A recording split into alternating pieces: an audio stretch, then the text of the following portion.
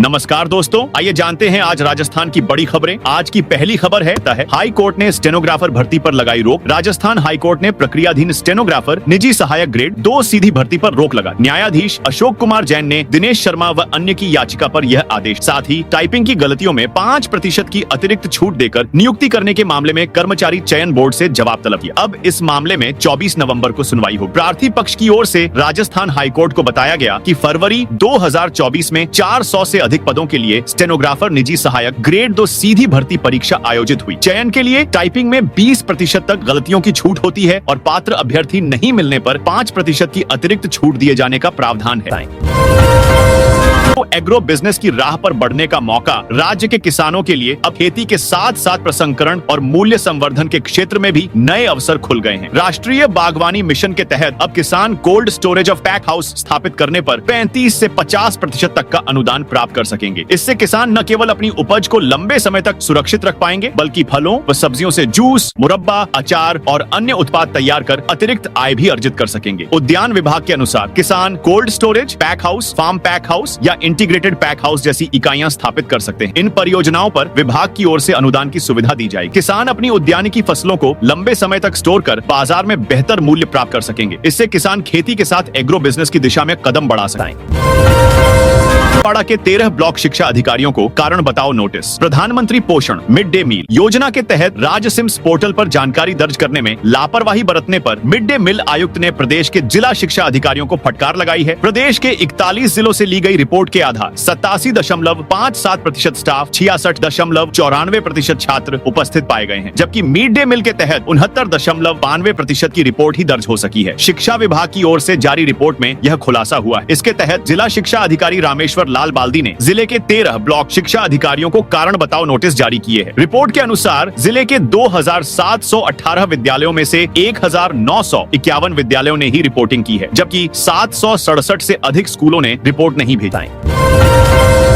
अब खेतों में ही कर सकेंगे फल सब्जियों की प्रोसेसिंग। कोटपूतली बहरोड जिले के किसानों के लिए राहत भरी खबर है कि अब उन्हें अपनी मेहनत की फसल के खराब होने की चिंता नहीं करनी पड़ेगी। उद्यान विभाग ने किसानों की आय बढ़ाने और कटाई के बाद होने वाले नुकसान को रोकने के लिए कई आकर्षक योजनाएं शुरू की हैं। विभाग की पहल से अब जिले के किसान अपने खेतों में ही फल सब्जियों की प्रोसेसिंग, पैकिंग और कोल्ड स्टोरेज यूनिट स्थापित कर सकेंगे। उप निदेशक उद्यान लीलाराम जाट ने बताया कि जिले में कोल्ड चेन और प्रोसेसिंग सुविधाओं की कमी के कारण हर साल करीब 15 से 25% फल सब्जियां खराब हो जाती हैं, जिससे किसानों को अपने उत्पाद का मूल्य 30% तक कम मिलता है। इन नुकसानों को रोकने के लिए विभाग की ओर से राष्ट्रीय बागवानी मिशन योजना के तहत किसानों और उद्यमियों को 35 से 50% तक का अनुदान दिया जा रहा है।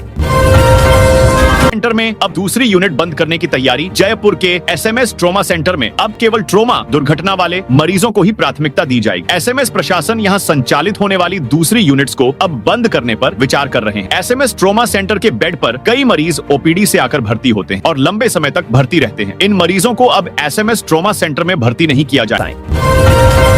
राजस्थान में एक सप्ताह तक मौसम रहेगा साफ। उत्तर भारत से वेस्टर्न डिस्टर्बेंस का असर खत्म होने के साथ ही राजस्थान में मौसम साफ हो गया। बुधवार को राज्य के सभी शहरों में आसमान साफ रहा और दिन में धूप निकली। तापमान में उतार चढ़ाव रहा। बीकानेर, चूरू, गंगानगर, पिलानी समेत कुछ शहरों में दिन के अधिकतम तापमान 2 से 3 डिग्री तक गिर गया, जबकि डूंगरपुर, बाराम, सिरोही, करौली, दौसा समेत अन्य शहरों के अधिकतम तापमान बढ़ोतरी हुई। मौसम विज्ञान केंद्र जयपुर ने राज्य में अगले एक सप्ताह अब मौसम साफ रहने और उत्तरी हवाएं चलने की संभावना जताई। पिछले 24 घंटे के दौरान राज्य के सभी शहरों में आसमान साफ रहा। डूंगरपुर, दौसा, करौली, सिरोही और जयपुर में धूप निकलने से पारा चढ़ा और अधिकतम तापमान कल 30 डिग्री सेल्सियस या उससे ऊपर दर्ज हुआ।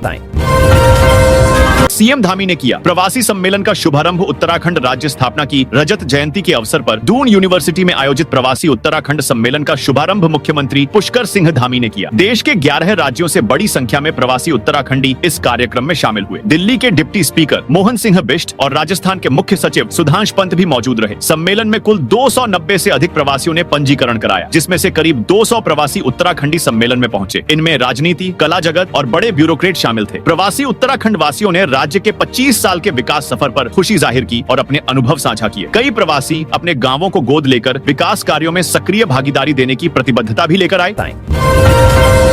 मैदान में होगा जिला स्तरीय कार्यक्रम। सीकर में राष्ट्रगीत वंदे मातरम के 150 साल पूरे होने पर जिला कलेक्टर मुकुल शर्मा की अध्यक्षता में कलेक्ट्रेट सभागार में एक बैठक हुई। जिला कलेक्टर मुकुल शर्मा ने बताया कि राष्ट्रीय गीत वंदे मातरम के 150 वर्ष पूरे होने पर सीकर जिले में वंदे मातरम 150 कार्यक्रमों की श्रृंखला 7 नवंबर 2025 से प्रारंभ होगी। यह आयोजन देशभक्ति, स्वदेशी भावना और राष्ट्रीय एकता को सुदृढ़ करने के उद्देश्य से सीकर जिले के हर उपखंड, ब्लॉक और ग्राम पंचायत स्तरों पर आयोजित किए जाएंगे।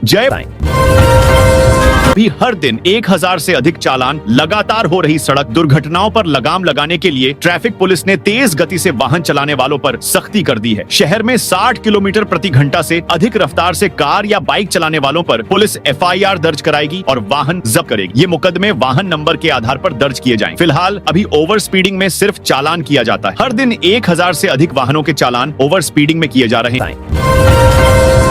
SP ऑफिस से कांग्रेस नेता की पोस्ट रिपोस्ट। डीडवाना जिले में पुलिस विभाग की एक बड़ी लापरवाही सामने आई। जिला पुलिस अधीक्षक SP कार्यालय के आधिकारिक X हैंडल से कांग्रेस नेता राहुल गांधी की एक विवादित पोस्ट रिपोस्ट होने के बाद विभाग में हड़कंप मच गया। इस पोस्ट में राहुल गांधी ने केंद्र सरकार पर वोट चोरी के गंभीर आरोप लगाए थे। जानकारी के अनुसार यह रिपोस्ट SP कार्यालय से जुड़े एक कार्मिक द्वारा गलती से कर दी गई। घटना का पता चलते ही जिला पुलिस अधीक्षक आर्चा तोमर ने मामले को गंभीरता से लेते हुए संबंधित कार्मिक को लाइन हाजिर करने के आदेश जारी कराए। जैसलमेर पुलिस को मिली नई mobile forensic lab van. Jaisalmer police को एक मोबाइल फोरेंसिक यूनिट वैन मिली है। यह वैन पुलिस और FSL विभाग की ओर से दी गई। अब अपराध स्थल पर ही सबूतों की मौके पर जांच की जा सकेगी। इससे पुलिस को समय पर रिपोर्ट मिल पाएगी और आरोपियों तक पहुंचने में आसानी होगी। वैन में नई तकनीक के 14 प्रकार के उपकरण और जांच किट उपलब्ध हैं, जिनसे अपराध से जुड़े सबूत जुटाने और आरोपियों को पकड़ने में बड़ी मदद मिलेगी। जैसलमेर SP अभिषेक शिवहरे ने गाड़ी को हरी झंडी दिखाई। जयपुर आगरा नेशनल हाईवे 21 पर बनेंगे 10 नए flyover. Jaipur Agra national highway 21 पर यातायात सुगम बनाने के लिए NHAI द्वारा जयपुर से मेहवा तक चिन्हित ब्लैक स्पॉट पर 10 फ्लाईओवर निर्माण के वर्क ऑर्डर जारी कर दिए गए। सबसे ज्यादा 7 फ्लाईओवर दौसा जिले में बनेंगे, जिनके लिए जमीन अधिकृत करने की जरूरत नहीं पड़ेगी। यहाँ पहले से ही जमीन अधिकृत है। फिलहाल इस हाईवे पर 12 छोटे बड़े फ्लाईओवर हैं, जो 300 से 400 मीटर लंबे हैं। अब प्राथमिकता के आधार पर सबसे पहले उन नए 9 फ्लाईओवर के टेंडर किए हैं, जो सबसे खतरनाक ब्लैक स्पॉट हैं। 286.25 करोड़ की लागत से बनने वाले ये फ्लाईओवर दौसा और जयपुर क्षेत्र के कर्मियों को हायर पेंशन मामले में हाई कोर्ट से नोटिस जारी। राजस्थान हाई कोर्ट जोधपुर में राजस्थान राज्य पथ परिवहन निगम RSRTC के 5 रिटायर्ड परिचालकों ने हायर सैलरी के आधार पर पेंशन से वंचित किए जाने के खिलाफ रिट याचिका पर न्यायमूर्ति मुन्नूरी लक्ष्मण की कोर्ट ने RSRTC को नोटिस जारी कर जवाब मांगा है। कोर्ट ने 3 सप्ताह में नोटिस का जवाब देने के निर्देश दिए। मामले की अगली सुनवाई 5 दिसंबर 2025 को निर्धारित है। हाईकोर्ट ने स्टेनोग्राफर भर्ती में नियुक्तियों पर लगाई अंतरिम रोक। हाईकोर्ट ने स्टेनोग्राफर भर्ती 2024 में नियुक्ति देने पर अंतरिम रोक लगा दी है। जस्टिस अशोक कुमार जैन की अदालत ने यह रोक दिनेश शर्मा व अन्य की याचिका पर सुनवाई करते हुए दिए। अदालत ने अपने आदेश में कहा कि कर्मचारी चयन बोर्ड ने भर्ती विज्ञापन जारी करने के बाद बिना कोई आदेश जारी किए अपात्रों को 5% की छूट दे दी है। इसके साथ ही अदालत ने कर्मचारी चयन बोर्ड से जवाब भी मांगा।